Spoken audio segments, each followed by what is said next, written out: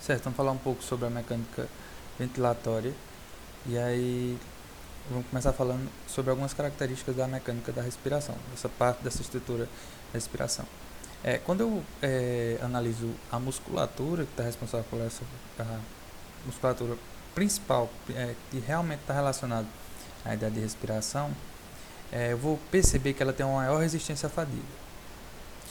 Por que isso acontece? Por que ela tem essa maior resistência à fadiga? Porque eu vou ter uma densidade capilar mais elevada. Se eu tenho um aumento de capilares nessa área, eu tenho um fluxo sanguíneo aumentado.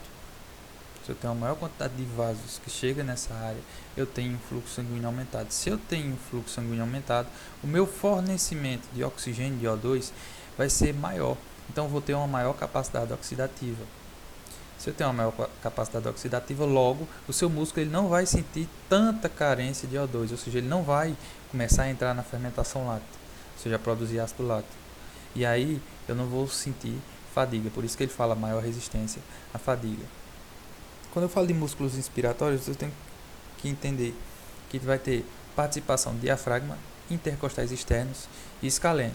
Porém, eu posso ter também participação do peitoral maior, peitoral menor e esternocleidomastoide no caso de uma inspiração forçada. Ou então, o paciente que esteja com DPLC, ele vai utilizar essa musculatura também. Primeiro ele começa falando sobre o diafragma. A gente tem ele como um dos principais, o músculo mais importante dessa parte aqui da respiração. Ele é em fórmula de cúpula, está ali inserido nas costelas, aqui nas costelas inferiores. E quando ocorrer essa contração do diafragma, vê só, ele está distendido aqui. Quando ele contrai, a tendência dele é ficar numa dimensão mais vertical. Ou seja, ele fala o seguinte, a contração desse diafragma ele vai aumentar a dimensão vertical da caixa torácica. Ó. Pessoal, se ele contrai, ele baixa. Se ele baixa, a tendência é aumentar essa caixa torácica nesse sentido.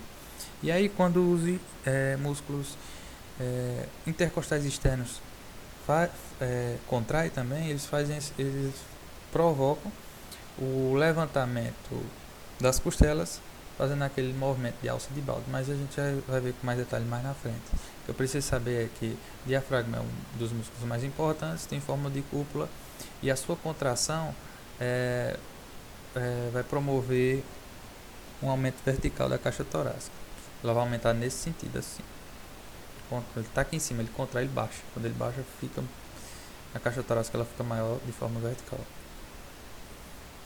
Ele vai falar da zona de aposição. A gente falando sobre o diafragma em forma de cúpula, eu tenho uma zona chamada de zona de aposição. O que é a zona de aposição? O que eu posso entender sobre zona de aposição? Você pode imaginar que a zona de aposição é isso aqui, ó. É a zona que eu tenho de contato do músculo do diafragma com as costelas, ó. Isso é zona de aposição, ó. É a área onde eu tenho um contato da musculatura do diafragma com as costelas.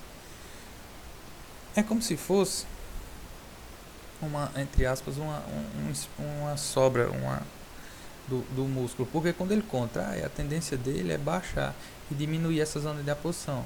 Tipo, se ele contrair, o músculo pode passar para essa linha aqui, mais ou menos. Depois de uma contração, ele pode baixar até aqui e aí diminuir a zona de aposição. E aí ele vai dizer o seguinte: ele é maior em baixos volumes pulmonares, reduzindo-se durante a inspiração, porque quando eu vou inspirar a tendência é ter aumento do meu volume pulmonar, e aí ocorre essa contração aqui, ele baixa. Então ele a zona de posição ela é maior em baixos volumes pulmonares, ou seja, quando o pulmão está, vamos supor, sequinho, quando o pulmão está sem, entre aspas, sem ar, e aí ele vai ser maior, essa zona de aposição ela vai ser maior. Só que quando o pulmão quando eu faço uma inspiração, quando ele enche, ele infla, essa zona ela baixa. E ele vai ser menor na hiperinsuflação pulmonar. Isso aqui a gente vai ver com mais detalhes mais na frente. Que eu acho que já é aqui. Hiperinsuflação pulmonar. Ele fala, ele causa um rebaixamento e aplanamento da cúpula diafragmática. Então o que é que vai acontecer? Na hiperinsuflação pulmonar, a tendência é essa cúpula ela tá mais baixa. Ela está, vamos supor, bem aqui, ó, a essa altura. E aí, o que é que isso provoca? Provoca uma menor capacidade de gerar tensão. Imagina, pensa comigo. Se essa cúpula está mais aqui embaixo, se ela contrair, a tendência dela é baixar muito pouco, ó, porque a zona de aposição ficou pouca coisa. Ela não vai vir daqui de cima até aqui embaixo. Agora ela só vai vir daqui para cá. Então eu vou gerar uma menor tensão. A tendência é quando esse músculo contrair até aqui embaixo, o pulmão ele expande até um certo tamanho. Agora se ele já está aqui embaixo, na hora que ele contrair isso aqui, o pulmão só vai expandir pouco, certo? E aí ele fala que as fibras elas ficam em orientação horizontal, ó. Elas vão ficar mais ou menos nessa orientação. Acho que quando ele coloca horizontal, ele já está imaginando aqui, acabando toda a zona de aposição. E aí onde ele vai falar que isso é o sinal clínico de Hoover. Se eu não me engano foi aqui que ele falou que ocorre, tipo, as fibras elas contraem e ao invés de baixar, é como se elas subissem, elas criassem um pico nessa regiãozinha aqui no centro. Porque a fibra, a tendência é ela contrair e baixar. Se contrai aqui, ó, se aqui estica, se eu esticar desse lado, ó, esticar desse lado, imagina o seguinte, imagina que o músculo ele vai contrair. E contrair seria o quê? Vamos supor que aqui tivesse uma brechinha, e tivesse um fio aqui para fora, e tivesse um fio aqui para fora. Aí você puxasse. A tendência é essa parte desse fio esticar todinha até ficar aqui embaixo assim, ó, bem retinho. Pronto. Aí, porém, o que é que acontece quando eu tenho se o fio já estiver reto? Como eu estou falando de músculo, quando contrai, o que é que a musculatura faz quando contrai? Ela se aproxima, né? Ela se aproxima, o músculo tende a ficar menor. Se ele tende a ficar menor, imagina que seu bíceps está com o braço estirado. Quando você contrai o seu bíceps, a tendência dele é formar uma bolinha. É por isso que às vezes ele pode falar que aqui fica um montezinho, uma coisinha desse tipo. E aí ele fala que quando essas fibras têm orientação horizontal, é sinal clínico de Hoover. Ele vai falar também no movimento do diafragma. E ele vai dizer o seguinte: a força contrátil produzida pelo diafragma é o que? Ele coloca essa forma: a pressão do diafragma vai ser igual a pressão abdominal menos a pressão pleural. Então a pressão sobre o diafragma vai ser igual a pressão abdominal menos a pressão pleural. Certo? É só você imaginar aqui, ó. A pleura ela faz o que eu tenho entre o diafragma? Eu tenho a porção abdominal abaixo, então logo o abdômen logo abaixo, e acima eu tenho os pulmões. Então, pressão abdominal menos pressão pleural. Aí ele diz assim: o movimento paradoxal ocorre quando há paralisia do diafragma, e aí eu vou ter uma queda da pressão intratorácica. Então, o que seria esse movimento paradoxal? Seria um tipo de movimento que aí eu não vou ter uma sincronia. O ideal era que o diafragma estivesse fazendo seu movimento adequado para eu poder ter uma respiração adequada. Como eu tenho paralisia desse diafragma, vai ocorrer um movimento desordenado, fora do comum. Ele gosta de chamar não sincronizado. E aí a gente entende esse movimento como um movimento paradoxal. Que aí sim pode levar a fadiga dos músculos respiratórios, nesse caso pode ocorrer uma fadiga dos músculos respiratórios, pode até anunciar uma insuficiência respiratória, no caso.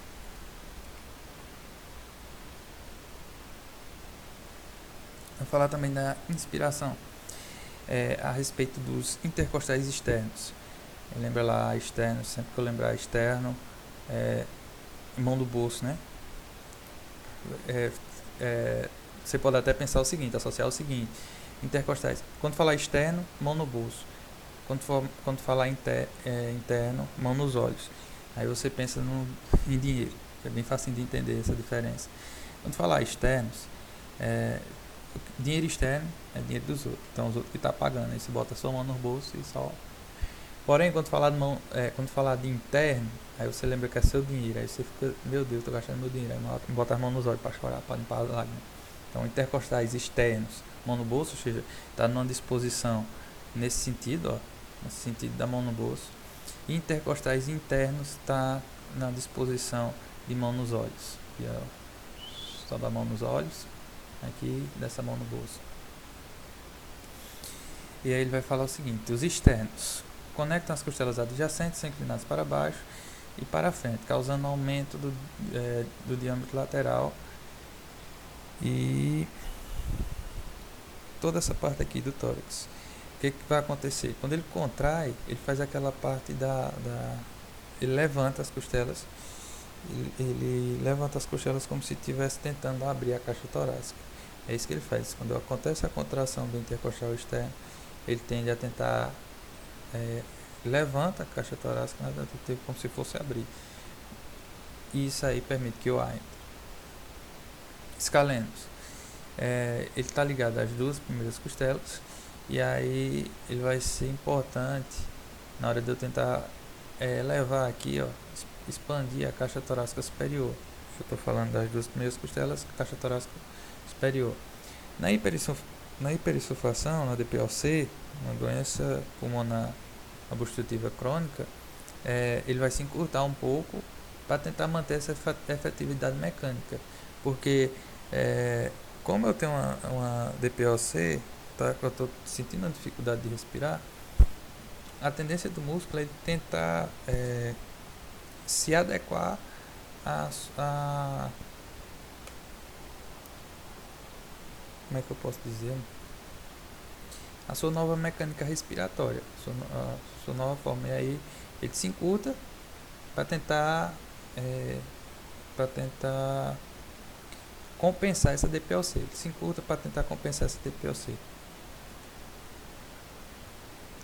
Bora, meu filho, passa. Passou. Que é isso?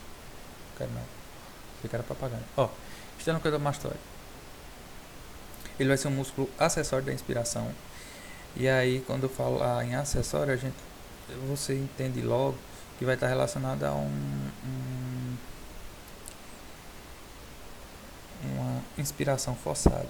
Ou seja, eu vou ter que forçar, ou vou fazer um exercício, alguma coisa do tipo, para estar utilizando esse músculo acessório. Não vai ser uma situação de repouso. E aí, na contração, ele leva o externo e o primeiro par de costelas. Aumenta o diâmetro superior da caixa torácica. Ou seja, vai puxar aqui em cima, na tentativa de expandir a parte superior da caixa torácica.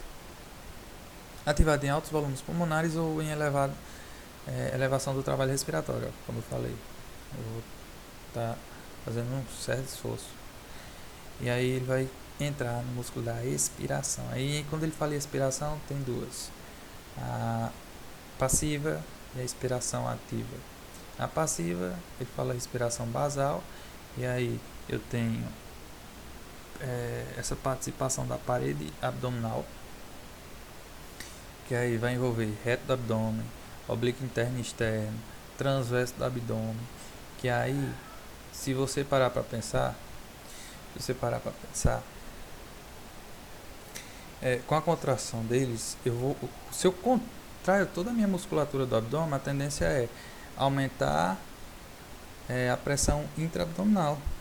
E aí o diafragma ele vai ser empurrado para cima. Ou seja, se eu contraio toda essa musculatura do meu abdômen, se você contrai toda a musculatura do seu abdômen, a tendência é empurrar as vísceras, fazer uma maior força. O diafragma é empurrado para cima, e aí ajuda no caso da expiração, de empurrar o ar para fora.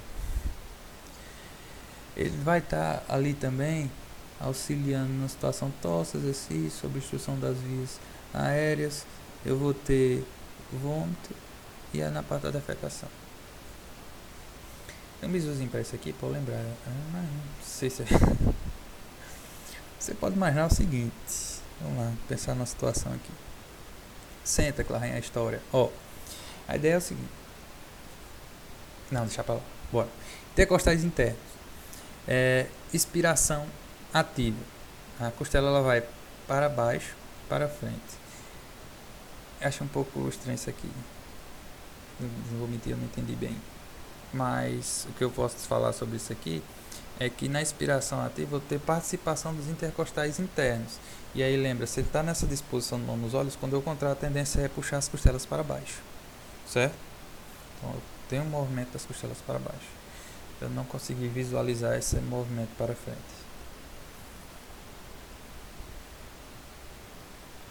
De novo.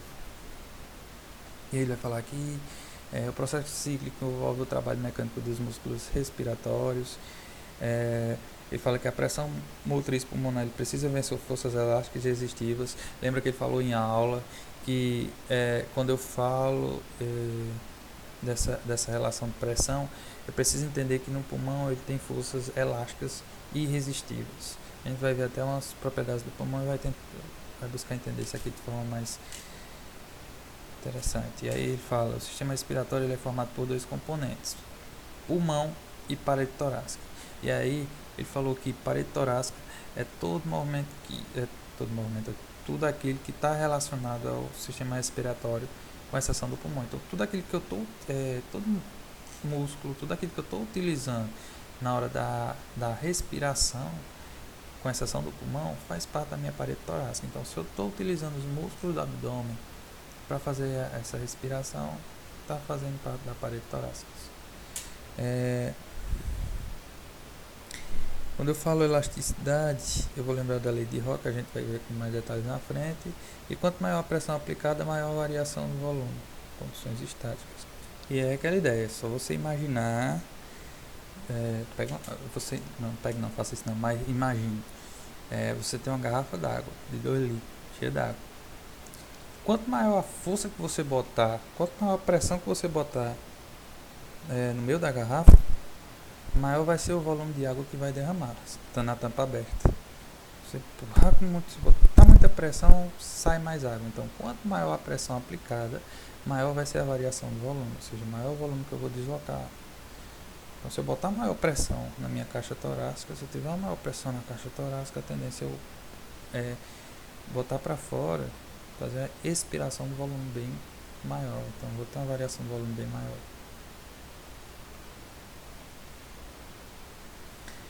E aí ele entra na parte de mecânica respiratória, onde ele diz assim: na CRF, que é CRF, Clube de Regata do Flamengo. Não, CRF é capacidade residual funcional.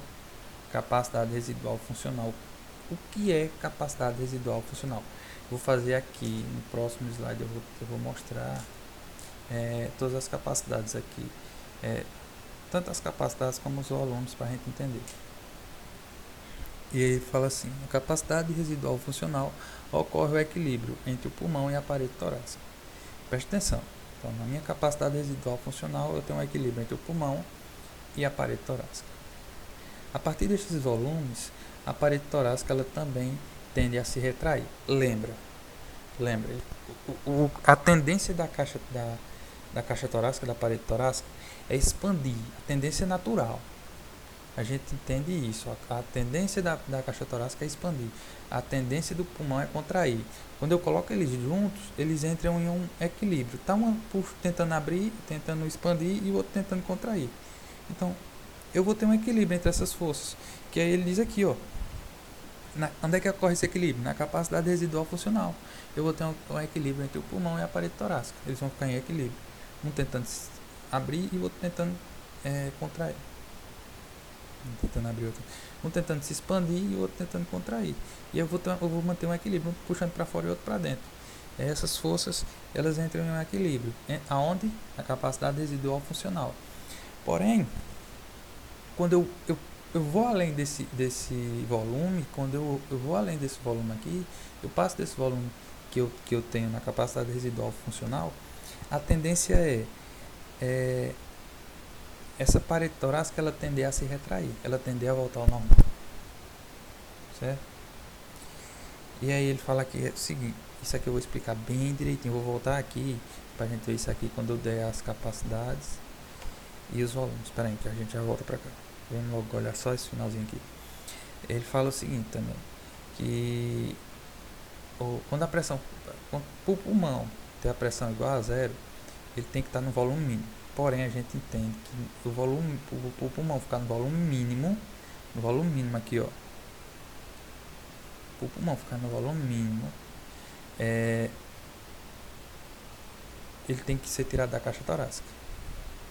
Então quer dizer que na pessoa não existe volume mínimo não, pulmão. Ele não chega ao volume mínimo não. Não tem como chegar. E qual é o volume, entre aspas, mínimo do pulmão junto com a caixa torácica? É chamado volume residual. Isso aqui, ó, volume residual. Que aí você diz, mas aqui, ó, não tá zero, mas aqui não é pressão. Aqui é capacidade vital, que a gente vai já entender também aqui, que eu vou já mostrar. É rapidinho. E aí ele fala também desse volume residual, que foi o que eu falei. Eu vou explicar logo os volumes, que fica bem fácil de explicar essa parte. Pronto, vamos explicar logo essa parte aqui, para ficar bem fácil de entender. Isso aqui também a gente vai ter na espirometria, é bom que já adianta alguma coisa. Eu tenho que lembrar que são 4 capacidades e 4 volumes. Vamos entender primeiro os volumes. Tem um volume residual, que é o volume, no caso de eu fazer se eu assoprar tudo que eu tenho, se eu jogar todo o que eu conseguir para fora do meu pulmão, ainda vou ter esse volume residual. Posso botar a força que for, vai ter sempre esse volume residual. Vamos aqui bem para cá, que é o do meio. Volume corrente é o volume normal, é o que na minha respiração normal. É o volume que eu tenho que entra e sai do meu pulmão na respiração normal, minha respiração de repouso, volume corrente. Quando eu forço, quando eu tento encher meu pulmão o máximo possível, aí eu já passo do meu volume corrente e entra aqui, ó, meu volume de reserva inspiratório. É o que eu consigo puxar mais de ar além do normal. Então, meu normal é puxar isso para respirar, e aí eu forço até o máximo que eu posso, e aí o volume de reserva inspiratório. Já se acontecer o contrário, estou aqui normal respirando e de repente eu decido empurrar o ar que eu consegui para fora. Eu tô jogando para fora o meu volume de reserva expiratória. Então tem um volume normal, tem um volume que eu posso forçar para jogar para fora, tem um volume que eu posso forçar para puxar para dentro do meu pulmão. E tem um volume que fica no meu pulmão, mesmo jogando tudo que eu tenho para fora. E aí eu vou ter, pronto, falando dos 4 volumes, agora eu vou ter 4 capacidades. Capacidade vital ele chama de CV, que aí vai ser o volume corrente, mais o volume de reserva expiratória, mais o volume de reserva inspiratória. Capacidade vital é isso tudo aqui, essa ladeira toda. Então, volume de reserva inspiratório, volume corrente e volume de reserva expiratória. Lucas, não vou lembrar isso lá na hora da prova não, relaxa, vamos dar um jeito aqui, o que não falta é analogia. Beleza, então vamos lá. Quando eu falar capacidade inspiratória, minha capacidade inspiratória vai ser a capacidade total que eu tenho de concentrar no meu pulmão. Ele vai chamar do volume corrente mais o volume de reserva inspiratória. Capacidade residual funcional é o volume de reserva expiratória mais o volume residual. Tá aqui. E a minha capacidade pulmonar total é a soma de tudo. Então, somou tudo, capacidade pulmonar total, somou só o que eu consigo inspirar. Do começo, aqui até em cima, é minha capacidade inspiratória. Enchi o meu pulmão o máximo que eu podia, soprei tudo. E aí a minha capacidade vital. E no caso, aumentei um pouquinho aqui, só respirei normal, eu respiro normalmente em repouso, meu volume corrente. Então é esse. Pronto, agora diga o bizu para eu lembrar disso aqui. Pronto, você pode imaginar o seguinte, vamos lá. Quando eu falar, é uma analogiazinha besta, mas fica bem fácil de entender. Fica mais difícil de esquecer lá na hora da prova, vou tentar ajudar aqui a galera. Ó. Quando eu pensar em capacidade vital, você para pensar na sua vida, na nossa vida. Então, vê só. Quando eu paro para pensar na minha vida, na minha capacidade vital, quando você para ver sua capacidade vital, você vai rir, claro, durante a sua vida você vai rir, mas você vai rezar. Então, você vai rir, mas você vai rezar. Eu gosto de pensar até assim, antes da prova você vai rir, aí depois de fazer a prova você vai rezar. É mais ou menos essa ideia. Eu estou fazendo só um bisu para a gente lembrar lá na hora da prova, certo? Capacidade inspiratória. Aí você lembra, quando eu estou inspirado, quando você está inspirado, você vai rir. Você não vai tá preocupado, então você vai rir, você está feliz. Estou inspirado, hoje eu estou inspirado, vai fazer a prova feliz. Então você vai rir. Quando eu pensar em capacidade residual funcional, quando fala residual funcional, parece que é um negócio automático. Quando eu paro para pensar numa curva automática, nem existe você. Não existe. Eu não existe não está nem falando de mim. Então, você nem existe nesse caso. Que é uma curva residual funcional. Você nem existe. Então, cadê você aqui? Nem existe, tá vendo? Então, você nem existe. E aí, quando você está nessa condição de residual funcional, quando o negócio está feio, você vai rezar e vai rezar. Então, pronto. Você vai rezar e vai, pronto. Não tem mais o que fazer, não. Então, pronto. Então, lembra, quando eu falar de capacidade vital, volume corrente mais volume de reserva inspiratório e volume de reserva expiratória. Quando eu falo da capacidade inspiratória, é o volume corrente mais a velocidade, o volume de reserva inspiratória. E quando eu falar de residual, volume de reserva expiratório mais o volume residual. E quando estiver falando de capacidade pulmonar total, soma todos os volumes. Lembra que quando ele fala em capacidade é a soma de 2 ou mais volumes. Pronto, voltando para cá fica mais fácil de entender. Ó. Na capacidade residual funcional ocorre o equilíbrio entre o pulmão e a parede torácica. Beleza. Quando eu estou naquela minha capacidade residual funcional, está em equilíbrio. Só que aí quando eu aumento esse volume, olha aí, viu? Aqui. Quando eu tenho um aumento do volume, ou seja, está aqui, minha capacidade, cadê? Minha capacidade residual funcional. Minha capacidade residual funcional, volume residual mais esse aqui. Quando eu tenho um aumento desse volume, além daqui, ó, a tendência é minha caixa torácica ela tender a se retrair, ela tender a querer voltar para esse equilíbrio, porque ele saiu do equilíbrio. Ó. Quando eu faço aqui, ó, a inspiração, a entrada de ar, eu distendo a caixa torácica, ela aumenta. E aí a tendência dela é se retrair para voltar o quê? Equilíbrio. Todo corpo permanece em equilíbrio. Não. Pronto, então você precisa saber isso. Voltando para cá. Pronto. Aí a gente viu essa questão de pressão, do zero no pulmão, quando ele está fora, pressão é zero, volume é mínimo, e eu tenho um volume residual quando ele está dentro da caixa torácica. Ele vai falar das propriedades elásticas do pulmão. O pulmão ele tende sempre a se retrair e colabar. Então, o pulmão, a tendência dele é se retrair, se fechar, como eu falei, e a caixa torácica, beleza, se expandir. Curva de pressão e volume. Fatores responsáveis pelo comportamento elástico. Eu vou ter a arquitetura das estruturas elásticas, que é uma das características do pulmão que a gente tem, que é essa interdependência, e o surfactante. Então, fatores que vão estar relacionados a esse comportamento elástico do pulmão vai ser a interdependência e o surfactante. Calma aí que ele vai já detalhar isso aqui. E aí as curvas que os pulmões... curva que o pulmão obedece durante a inflação e desinflação são diferentes. A gente vai ver lá na frente no gráfico que a curva ela é diferente. Apesar do volume ser o mesmo, o volume que entra e sai ser o mesmo, mas a curva ela vai ser diferente. Ele chama isso de esterese. Vou tentar fazer um bisu disso aqui, mas... Meu Deus. Mas na frente a gente vê. Aí... Pulmão. Ele vai falar assim: o pulmão ele sem qualquer pressão de expansão possui ar dentro dele. Isso é besteira. Ele fala também que se há fechamento das vias aéreas também ocorre um grande volume. E isso aqui vai estar relacionado a essa ideia de fechamento das vias aéreas. Com o aumento da idade de alguns tipos de ensaio, a gente vai ver bem detalhado mais à frente, quando ele estiver falando de DPOC e na espirometria também, de forma mais detalhada.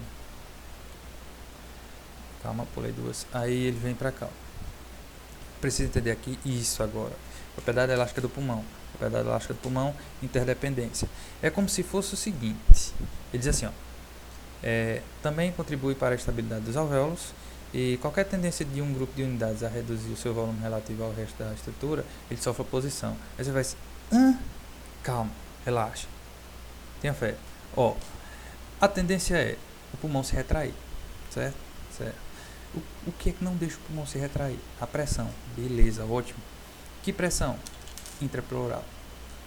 Ela está aqui puxando, o tempo todo ela puxando, ó, nesse sentido. E a ideia dessa interdependência é como se fosse assim, cada célula do pulmão ela estivesse com a mãozinha dada, uma dando uma mão a outra, uma dando uma a outra. Se eu puxar todo mundo daqui, a tendência é, né, ele sair de se puxando não. E aí se eu começar a puxar essa parte aqui, a tendência é ela por fazer uma força nas outras áreas, nas áreas mais internas, e manter. E isso aí vai ter relação com essa contribuição de estabilidade do alvéolo, porque a tendência do alvéolo é colabar. Não, mas tem o surfactante, beleza, o surfactante ajuda. Porém, a interdependência também está relacionada a isso. Ela não deixa o pulmão ou o alvéolo colabar. Por quê? Porque eu tenho uma pressão pelo lado de fora puxando. E quando ela puxa essa estrutura da parte de fora, a estrutura da parte de fora puxa a estrutura que está no meio, e a estrutura que está no meio puxa a estrutura que está mais interna. É como se estivesse todos interligados. E quando você puxa, eu estou puxando todo mundo de uma vez só. Porque elas estão de mão dadas. Beleza? E aí, vou ler isso aqui de forma lenta para a gente entender. Ó. Quando qualquer tendência de um grupo de unidades, ou seja, um grupo de quantidade de células, ela tende a reduzir o seu volume relativo, ou seja, quando elas tendem a se contrair em relação ao resto da estrutura, então vamos supor, essas daqui elas tentam se contrair para ficar menor aqui, quando elas tentam se contrair em relação ao resto da estrutura, ela vai sofrer oposição, porque elas estão tentando contrair e as outras estão aqui, ó, no objetivo de esticar, então vai perder. Elas não vão conseguir se contrair, entendeu? A ideia é essa. E ele vai falar do surfactante também. O surfactante ele vai ser responsável pela redução da tensão superficial. Precisa saber isso. Surfactante responsável pela redução da tensão superficial. Show. Produzido pelos pneumatócitos tipo 2. Lembra lá da provinha que nós fizemos de ontem. E aí o composto é composto principalmente por esse negócio aqui. Não vou ler não, esse nome não, que é muito esquisito. Se vou chegar aqui, ela dá uns tapas em mim, um palavrão desse tamanho. E aí, ele também vai ajudar a manter os alvéolos secos. Aí ele mostra aqui aquela curva. Como é o nome disso aqui? Isso. Esterese. Que é o que?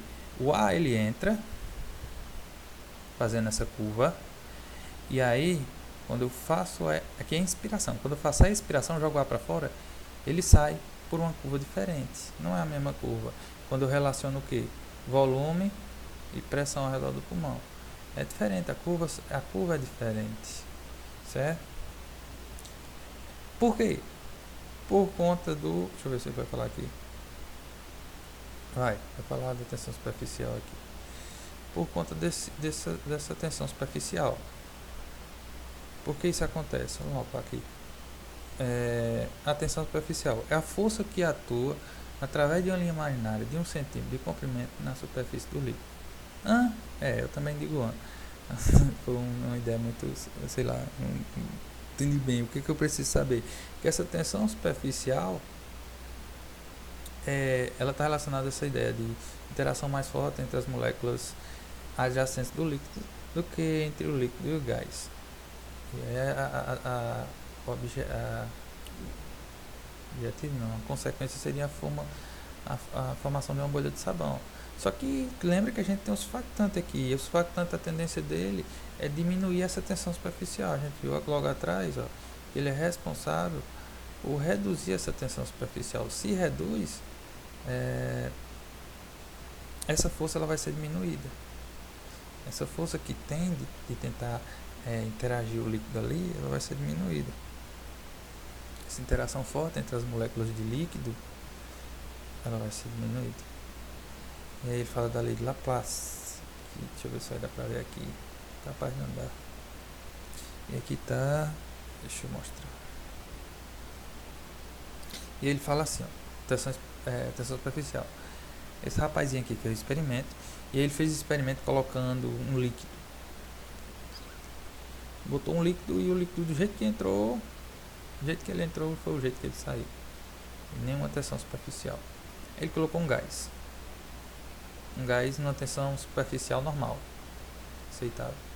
Ele viu que fez essa curva aqui, ó, que é a curva normal que faz. E aí ele aumentou essa tensão superficial, ou seja, deixou ela bem aumentada. E ele viu, ó, preste atenção, o que é que está realmente também, além da pressão, ó, até porque eu acredito que a pressão aqui está na mesma casa, parece que está quase na mesma casa. O que eu vou ter aqui, que eu vejo mesmo de diferença, é essa questão do volume. No primeiro caso, no caso normal, quando a tensão superficial está normal, o volume de ar que entra, o volume de ar que entra e sai é de 200. Quando eu aumento essa tensão, o volume que entra é só de 50, não entra mais que isso. Então, se eu aumentar a tensão superficial, eu dificulto a entrada do ar. Se eu aumentar muito essa tensão superficial, dificulta essa entrada de ar. É isso que eu preciso prestar atenção nesse gráfico. O que é que eu disse que eu ia fazer aqui para... Eu disse o que eu ia dizer aqui para a gente tentar entender aqui.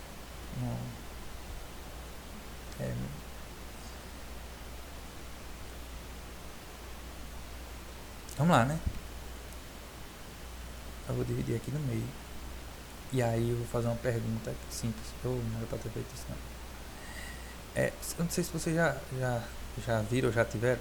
Tem aquelas borrachinhas que tem duas cores, um lado vermelho e um lado azul, que a gente jurava que o lado azul apagava a caneta e fazia era rasgar a prova.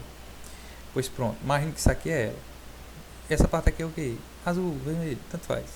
Sabendo que uma é vermelho e outra é azul, pronto, tá imaginado aqui, né? Eu falei em que? Em borracha. Borracha, você pensar em borracha, você lembra de apagador. Apagador, borracha, apagador. E aí, quando eu penso em apagador, eu lembro do meu inglês. Por quê? Eu penso assim. Pronto, metade do pessoal já sacou o que eu quero dizer. Lembra que a gente falava que isso aqui era um easter egg? E aí, olha a analogia.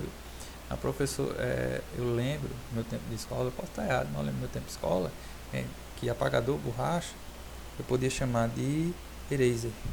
Então, isto eraser, ou easter eggs. Pronto. É besta, mas pronto, não esquece mais não. Quando vê esse ciclo aqui, lembra logo que isso aqui é easter eggs. Easter eraser, tanto faz. O importante é escrever certo. Marcar certo, tanto faz. E aí, ele vai falar aqui também da causa de diferenças regionais na ventilação. Ele fala o seguinte, ele vai falar aqui, presta atenção nessa parte.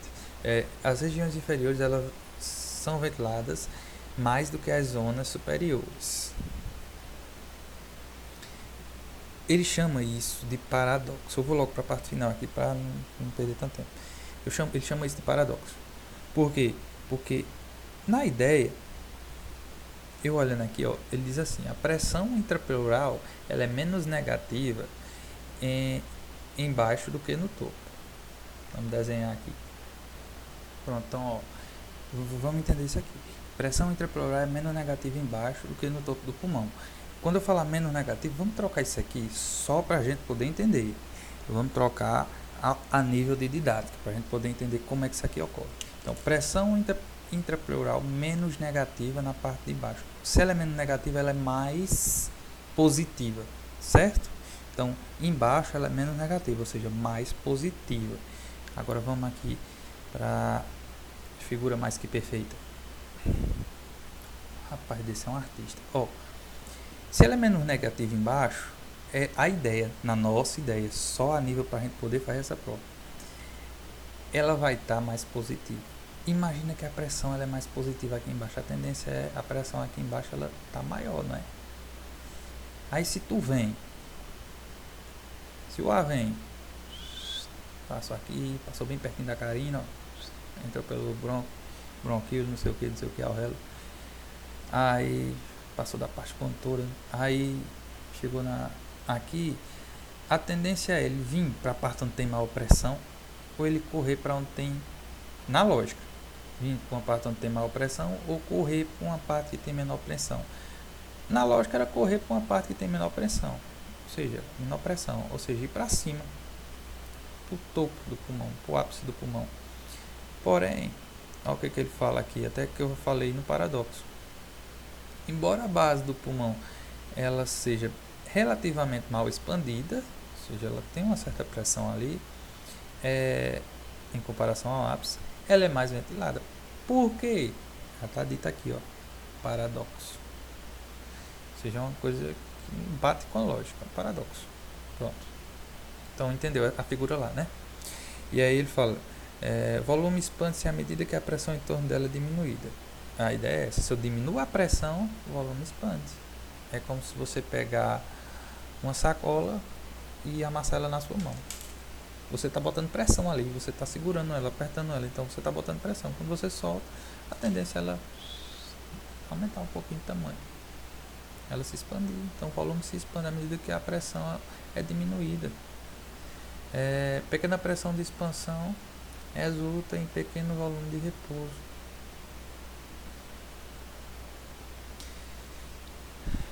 Isso aqui você pode pensar no efeitozinho baladeira que eu montei. Efeito baladeira, isso mesmo.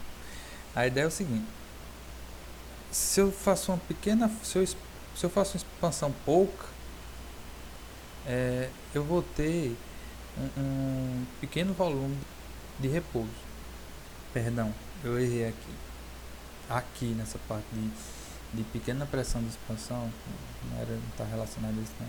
Me confundi, isso aqui era para eu ter dito antes esse negócio de efeito baladeiro, mas acho que já deu para entender essa parte inicial.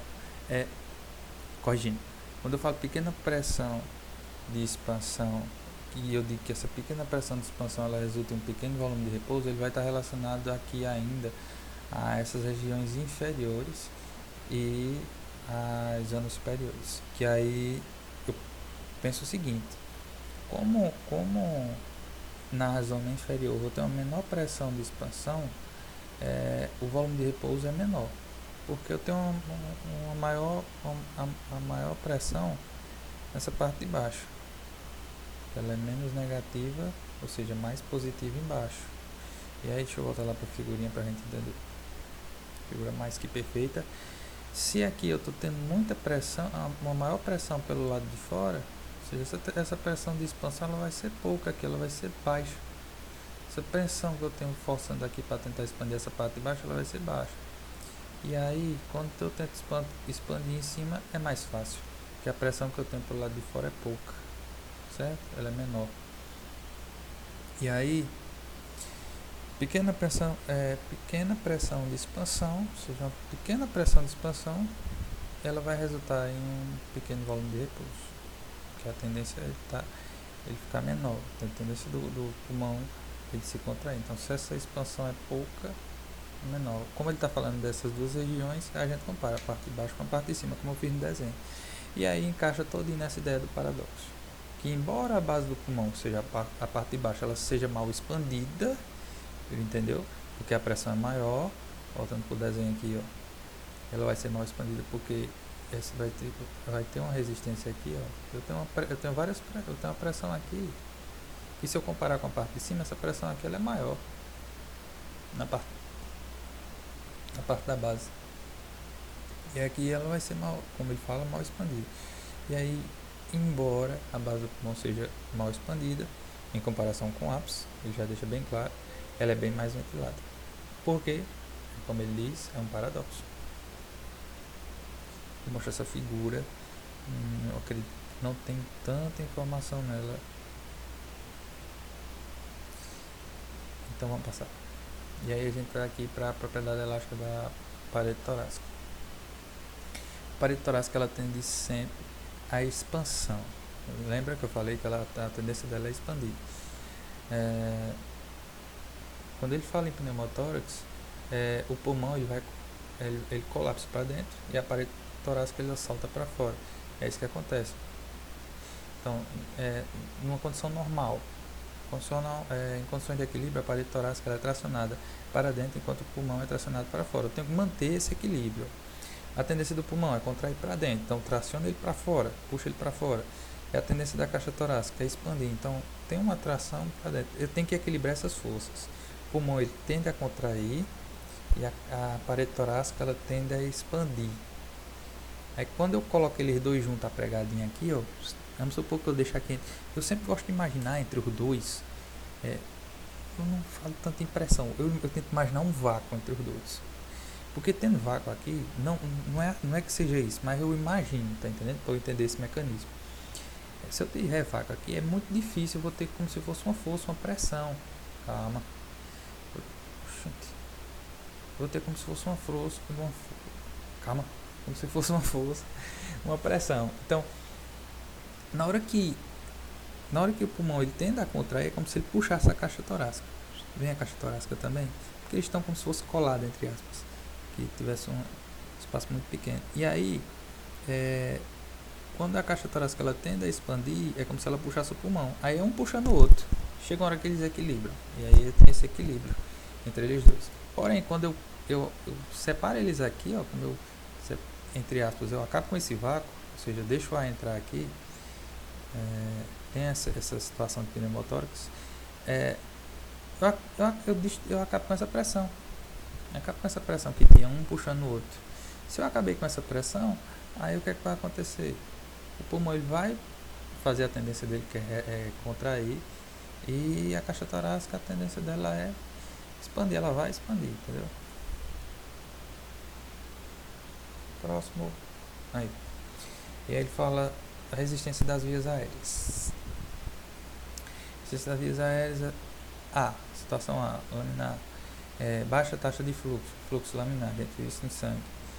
Quando estava falando de circulação, não sei qual delas. B, taxa ainda mais alta observada, desorganização total da corrente, aí chama de turbulento. C, eu tenho aumento da taxa de fluxo e a perda da firmeza, e formação de redemoinhos locais. Ou seja, vai ter partes que vai ter formação de redemoinho, porém não sou nem todas as partes. Vou formar um redemoinho aqui, principalmente nessa parte desse bifurco. Ele fala dessa lei de Poiseuille-Reynolds. Não se deteve muito essa lei de Reynolds, não, mas já cheguei até a perguntar a ele, mas o que eu preciso saber aqui está mais ligado a essa forma aqui, onde ele fala que a resistência ela está diretamente relacionada ao comprimento, ao L aqui. Então, a resistência está diretamente relacionada ao comprimento. Se eu aumento o comprimento do tubo, eu vou aumentar a resistência, certo?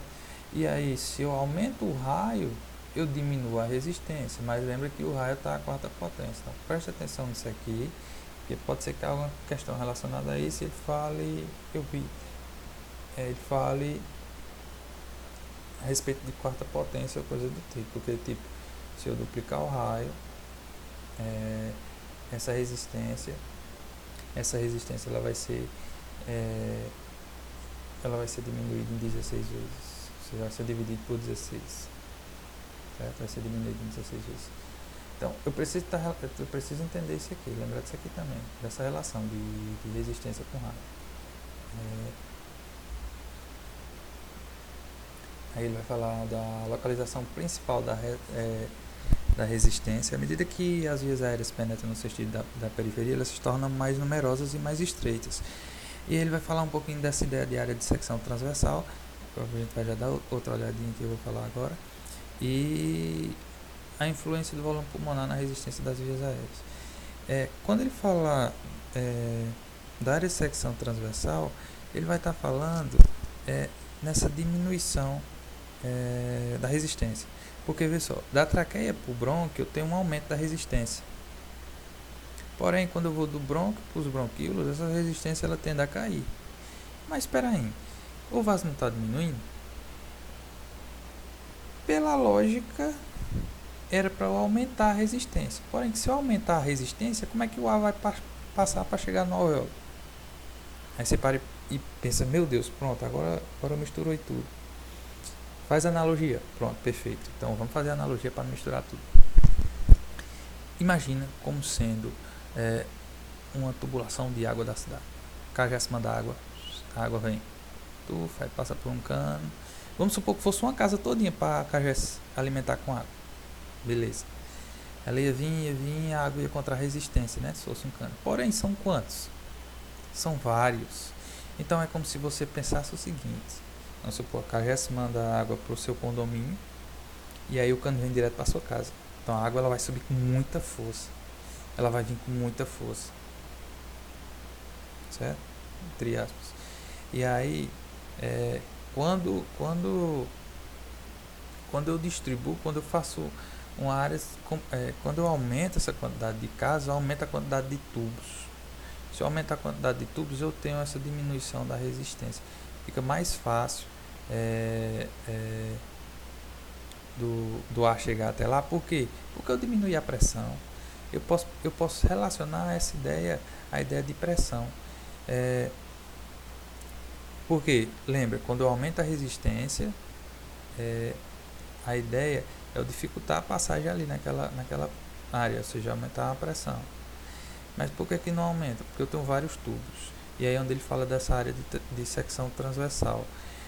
Quando eu for olhar a área de cada tubinho, se eu juntar a área de cada tubinho desse aqui, ó, dos bronquíolos terminais, se eu juntar a luz de cada bronquíolo terminal, se eu somar, eu vou ver que vai dar maior do que, vamos supor, por exemplo, a do bronco principal. E aí, como deu maior do que a do bronco principal, a ideia é a resistência está diminuindo. Porque eu faço essa relação. Apesar de na lógica parecer que a resistência, a tendência era aumentar, porém quando eu somo todas as áreas dos tubos miudinhos, eu vou ver que se eu comparar a do bronco, por exemplo, ela vai ser muito maior. Então, se eu aumentar a área, o que acontece com a resistência? Se eu aumenta a dimensão do vaso, do tubo, a resistência ela diminui. E aí, para entender um pouquinho dessa forma aqui, eu não vou ser sincero, eu não entendi bem a ideia dessa forma, mas o que eu entendi é que essa resistência ela vai ser minha pressão pico, ou seja, a pressão máxima, ou seja, eu vou ter uma pressão máxima menos a pressão platô, que é onde é como se eu parasse de respirar. Pronto, ali gerou uma pressão platô, um platô de pressão, uma parada, dividido pelo fluxo de ar. Pronto, a ideia é essa. Agora não me pergunto como, nem só isso que eu sei dessa forma.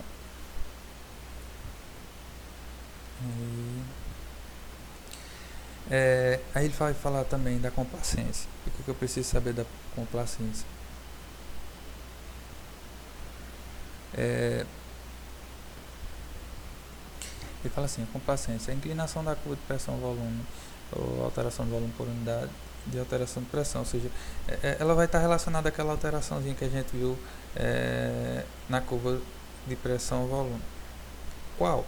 A da esterese que eu falei lá atrás, é aquela curvinha que faz a inspiração faz isso e a expiração volta para o outro canto.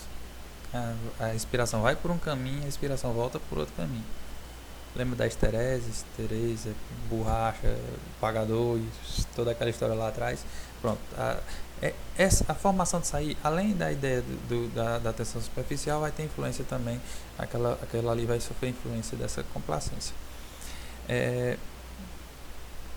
Ele fala também aqui que o pulmão humano tem cerca de 200 milímetros, não sei o que, e eu tenho que lembrar que a complacência ela pode ser diminuída se eu tiver relação com a fibrose pulmonar e aumentada tanto com a idade quanto no caso de efisema pulmonar.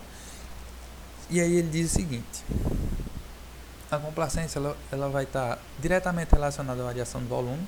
Então, se eu aumento muito o volume,